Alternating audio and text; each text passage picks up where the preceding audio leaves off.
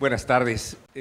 Bueno, en primer lugar, quiero agradecer la invitación formulada por el comité organizador. Es un honor estar aquí compartiendo esta mesa, este panel con distinguidas personalidades. Bueno, yo voy a tratar de responder esta pregunta: si se debe combatir las causas o las manifestaciones de la pobreza. Ya lo dijeron ambas. Y yo creo que me voy a referir particularmente a que pues se están, independientemente de que se sigan una estrategia para combatir las manifestaciones, me parece a mí que no han sido atacadas adecuadamente las causas. Y voy por ese lado, ¿no? Bueno, el origen de la pobreza, como ya se dijo, es multifactorial. Y se pueden distinguir dos grandes ámbitos de causales. Digamos, a nivel ámbito estructural, que sería el objetivizado, digamos, y el ámbito cultural, que sería el ámbito subjetivizado. En la mañana el doctor Alejandro Guevara nos hablaba de diferentes capitales, ¿no es cierto? Entonces, y mencionó, entre otros, el capital político. Y los pobres, pues, si tienen del capital social, tienen poco capital social, el que menos, en esos términos, tiene la población en condiciones de pobreza es un capital político, y ese déficit para mí es fundamental. Para mí es ese déficit el que tendríamos que llenar para empezar a emparejar esta desigualdad social que vivimos en México. Entonces, las estrategias observadas que despliegan las diversas instituciones y agencias para atacar la pobreza. Bueno, yo voy a leer mi documentito para que no, discúlpeme, para que no me disperse demasiado. Así que perdón por esto. Para atacar la pobreza son de corto plazo y frecuentemente con una visión inmediatista y asistencialista, a pesar del debate académico conceptual, cuya síntesis aquí ya escuchamos, como dije, esta mañana, de parte del doctor Alejandro Guevara. A la luz entonces de los escasos y volátiles resultados obtenidos hasta hoy en el combate a la pobreza, uno puede preguntarse, ¿no será que estamos haciendo la labor de Sísifo en el mejor de los casos? Digo en el mejor de los casos porque se suele combatir los efectos, las carencias materiales, ignorancia, la indiferencia política, etcétera, y no las causas. ¿No será que deberían ser otros, por ejemplo, los mismos pobres, los protagonistas de esta lucha contra las causas, contra esta suerte causal? Sostengo que en México el combate a la pobreza se ha venido haciendo al revés. Ha sido desplegada por el aparato menos indicado, el aparato del Estado, el gobierno. La historia mexicana registra miles de lecciones de fracaso, que no voy a repasar, pero además creo que ni es necesaria. Por eso estamos aquí reunidos. Solamente hay que recordar que el gobierno, y en esto no hay diferencia entre priistas y panistas, se jacta en el extranjero y utiliza como argumento central para atraer capitales la mano de obra barata, baratísima, ahora incluso más barata que la de China. Regreso al punto. El combate efectivo a las causas tendría que ser llevado a cabo por la propia población que vive en condiciones de pobreza y por lo tanto en condiciones de exclusión. La exclusión y la pobreza caminan juntas. Tienen esta población que vive en condiciones de pobreza las herramientas culturales, vale decir políticas, para llevar a cabo esta lucha que sería de varios años. La respuesta rápida es que es un no con mayúscula.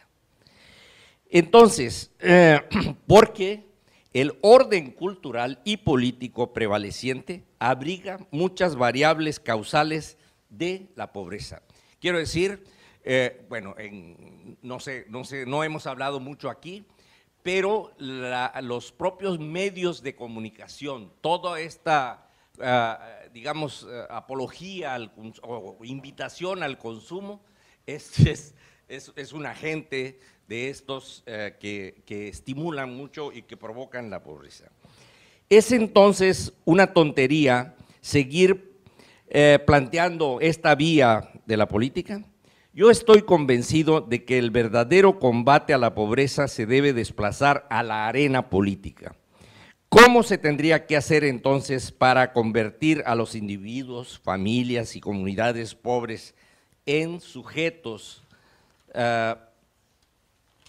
sociales, organizados y políticamente empoderados?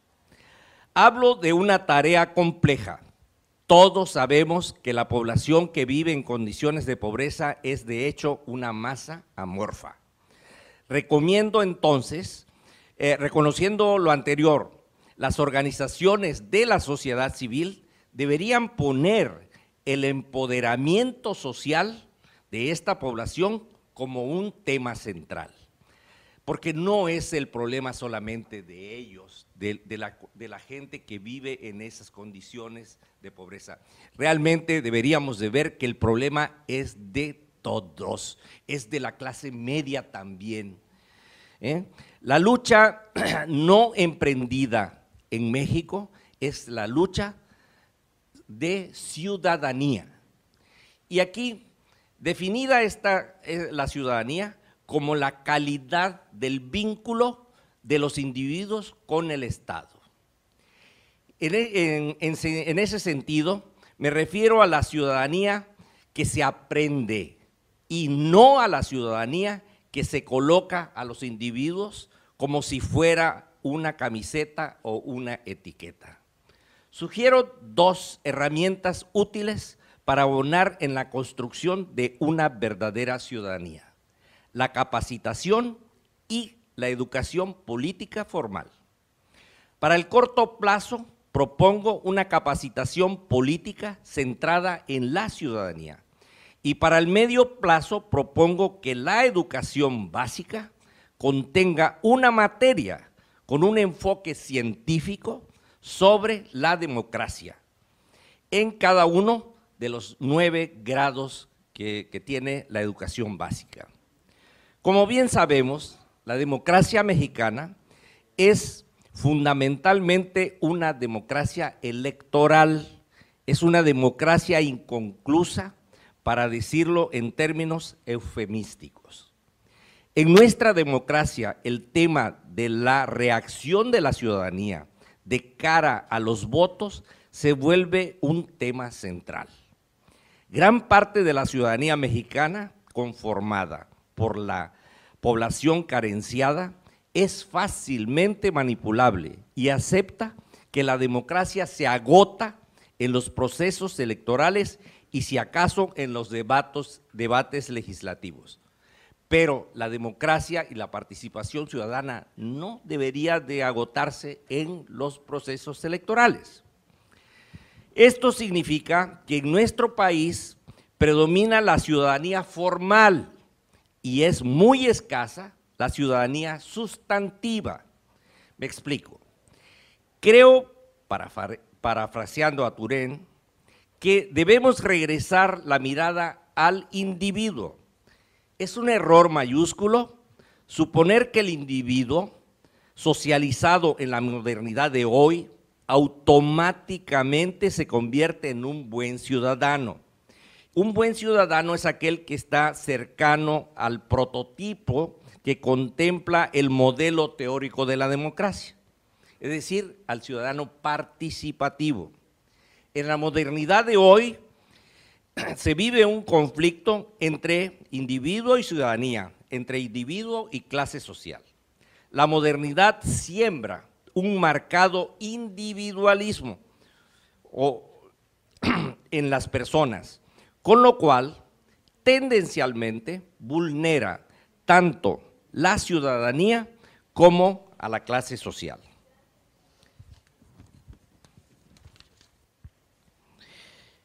En otras palabras, la noción abstracta de ciudadanía del individuo despojado de sus características sociales merece ser repensada. La ciudadanía sustantiva parte de reconocer la diferencia entre grupos específicos y las garantías que se otorgan al ejercicio de sus derechos. Diversas agrupaciones ciudadanas son, de hecho, ciudadanos de segunda clase al ser discriminados sus derechos sociales, económicos y culturales. Las agrupaciones ciudadanas deben autoafirmarse para alcanzar la calidad de ciudadanía sustantiva. No hay que olvidar que la idea de ciudadanía se refiere a la participación en los asuntos concernientes a la comunidad o grupos políticos. Por un lado, como participación en la vida pública y por otro, como conjunto de responsabilidades derivadas de la pertenencia a dicha comunidad política. Es decir, la afirmación de ciudadanía se lleva a cabo mediante la participación en la arena propiamente política. Y me estoy refiriendo a la verdadera participación ciudadana, que sería la manera efectiva de provocar cambios estructurales de larga duración. Por todo lo anterior, dadas las condiciones de pobreza y exclusión que vive más de la mitad de la población mexicana, sugiero más acciones de capacitación en ciudadanía para la participación política y defensa de sus propios derechos e intereses que ayudas materiales. Es decir, si la sociedad civil pudiera ayudar, o incluso posiblemente el gobierno no lo va a hacer, porque, bueno, en fin. Repito, no creo que lo vaya a hacer, ni lo sugiero, fíjense, no se me viene a la mente. Repito, la ciudadanía sustantiva y participativa se construye. La tarea de capacitación en ciudadanía debería ser una causa de toda la sociedad mexicana, porque los beneficios de alcanzar la ciudadanía sustantiva y la participativa repercutiría en el desempeño de la clase política, obligaría a la clase política a pensar en los excluidos, pero no en las formas tradicionales como lo ha venido haciendo, sino en pensar en verdaderos cambios estructurales, es decir, en aquellas medidas que tiendan verdaderamente a abrir otros cauces para que la propia población pueda sentir que efectivamente el esfuerzo de la comunidad, el esfuerzo de la colonia, del grupo, de las asociaciones, está repercutiendo en sus propias condiciones de vida, aquellas condiciones y en aquellas cosas que ellos mismos desean, no en lo que nosotros creemos que a ellos les falta, sino que ellos tengan la capacidad de plantear y reclamar y luchar por esos bienes que están en un momento dado sintiendo que les falta. Bueno, ese es mi planteamiento con la idea del combate a la pobreza. Muchas gracias, doctor.